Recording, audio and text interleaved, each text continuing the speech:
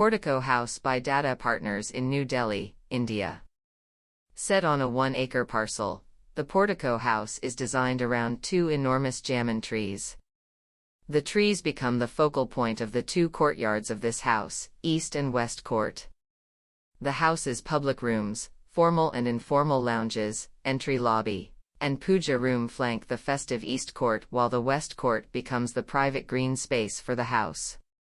The master bedroom, on both floors, master den, and guest bedroom open out to the tranquil West Court.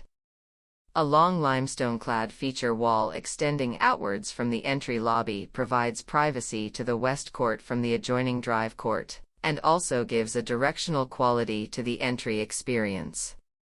The house schemes around the lush, inviting canopy of the twin trees, and the floor-to-ceiling glass threshold connects the indoors with the outdoors. As a uniform and somewhat anachronistic architectural device, the portico lines the edge of the tree-facing rooms, providing deep shaded terraces and porches to step out. Custom-made mild steel columns and hardwood-clad fins define the outer face of the porticos and bring a nuanced cadence to the elevation.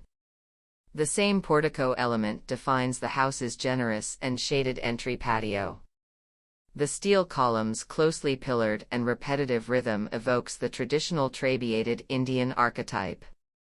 As per the Sony family's design brief, the double-height informal lounge was centrally positioned along the eastern court with spectacular views of the full canopy of the Jamun tree. The upper floor has yet another special moment, with a peninsula-like lounge jutting out and capturing views on all three sides. The upper lounge and its 14-foot deep covered terrace bring the two Jamun trees back in one single experience.